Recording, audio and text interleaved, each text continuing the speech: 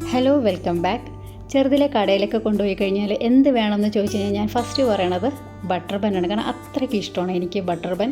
അപ്പോൾ നമുക്ക് കടയിലൊക്കെ കിട്ടുന്ന പോലത്തെ സോഫ്റ്റ് ആയിട്ടുള്ള ബട്ടർ ബൻ എങ്ങനെ നമുക്ക് വീട്ടിലുണ്ടാക്കാം എന്നുള്ള വീഡിയോ ആണ് ഞാൻ നിങ്ങൾക്ക് ഷെയർ ചെയ്യാൻ പോകുന്നത്. ആദ്യം തന്നെ ചെറിയ ചൂടുള്ള പാല് ഒരു പാത്രത്തിലേക്ക് ഒഴിച്ചു കൊടുത്തിട്ടുണ്ട്. പിന്നെ ഇതിലേക്ക് 1 ടേബിൾ സ്പൂൺ ഇൻസ്റ്റൻറ്റ് ഈസ്റ്റാണ് ഇതിലേക്ക് ഇട്ട് കൊടുക്കുന്നത്.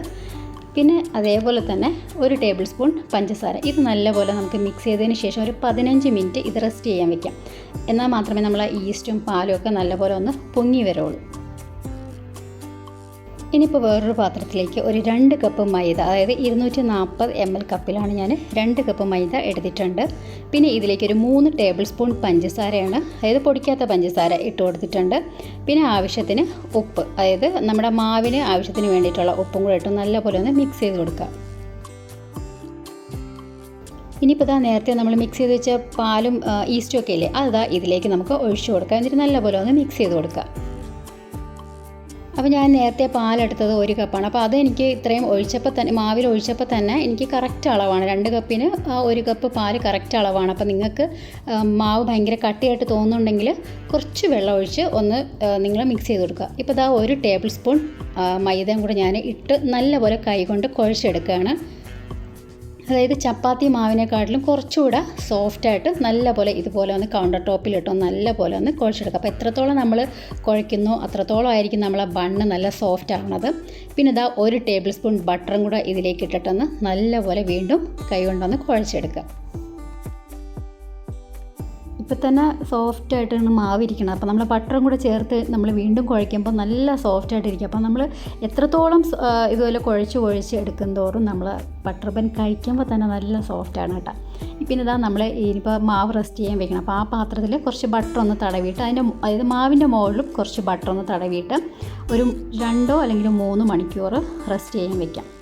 അപ്പോൾ ചൂടുള്ള സ്ഥലത്താണെങ്കിൽ പെട്ടെന്ന് ഇതൊന്ന് പൊങ്ങി വരും. ഇപ്പോൾ മാവ് നല്ല പൊങ്ങി വന്നിട്ടുണ്ട്.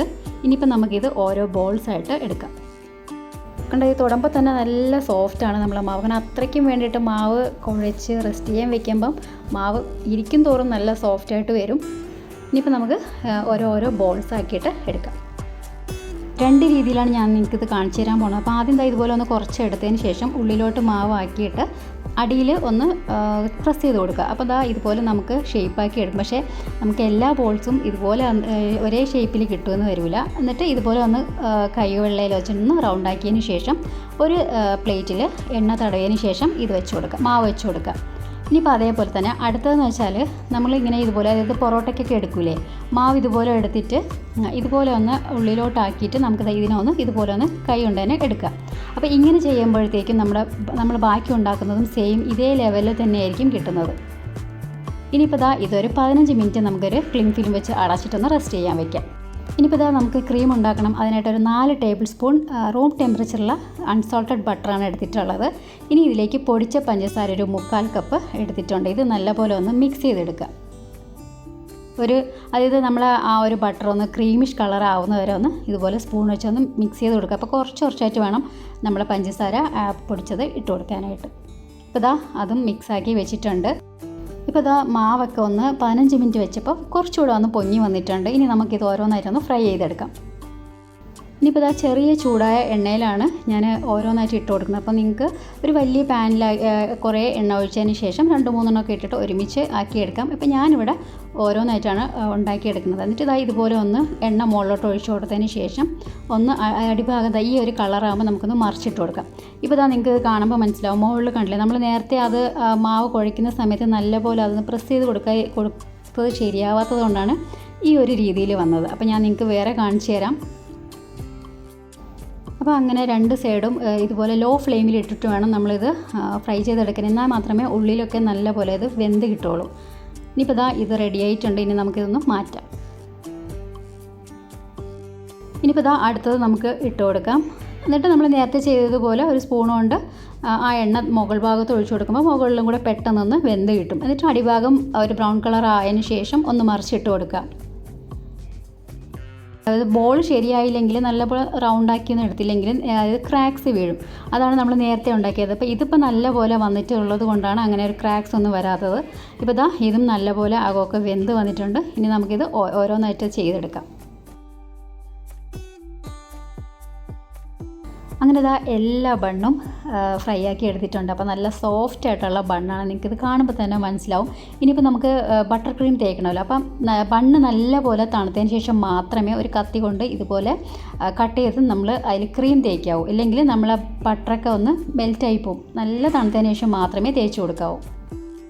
ഇപ്പോൾ ഇത് ആകം കണ്ടില്ലേ, നല്ല സോഫ്റ്റാണ്, തൊടുമ്പോൾ തന്നെ നല്ല പഞ്ഞി പോലെ ഇരിക്കുന്ന ബണ്ണാണ്.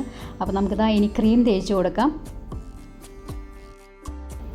ഞാൻ എല്ലാത്തിലും അതായത് ഭയങ്കര നിറയൊന്നും ഞാൻ ക്രീം തേച്ച് കൊടുക്കില്ല. കാരണം നമ്മൾ കൂടുതൽ ക്രീം തേച്ച് കൊടുക്കുമ്പോഴത്തേക്കും നമ്മൾ കഴിക്കുന്ന ആ ഒരു സമയത്ത് ഓവറായിട്ടുള്ള ഒരു മധുരമായിപ്പോൾ. അതുകൊണ്ട് ഞാൻ ആവശ്യത്തിന് മാത്രമേ ക്രീം തേച്ച് കൊടുത്തിട്ടുള്ളൂ. എന്നിട്ട് ഇതുപോലെ ഒന്ന് പ്രസ് ചെയ്ത് കൊടുക്കുക. എന്നല്ലേ നമ്മൾ ആ വെളിയിൽ കുറച്ച് ക്രീം ഇങ്ങനെ കാണുമ്പോഴാണ് നമുക്ക് നമ്മൾ കടയിൽ നിന്ന് വാങ്ങുന്ന ആ ഒരു ക്രീം ബണ്ണിൻ്റെ ഒരു ഇത് കിട്ടുള്ളൂ കാണാനൊക്കെ.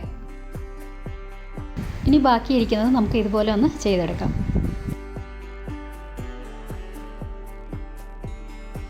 പണ്ടൊക്കെ ഇതിന് ബട്ടർ ബൺ എന്നാണ് പറയുന്നത്. ഇപ്പോൾ ഉള്ള ആൾക്കാരാണ് ക്രീം ബൺ എന്ന് പറയുന്നത്. എനിക്കറിയില്ല മുമ്പ് ക്രീം ബൺ എന്ന് പറയുമെന്നറിയില്ല. പക്ഷേ എൻ്റെ അറിവിൽ ഞാനൊക്കെ ബട്ടർ ബൺ എന്ന് തന്നെയാണ് പറയുന്നത്.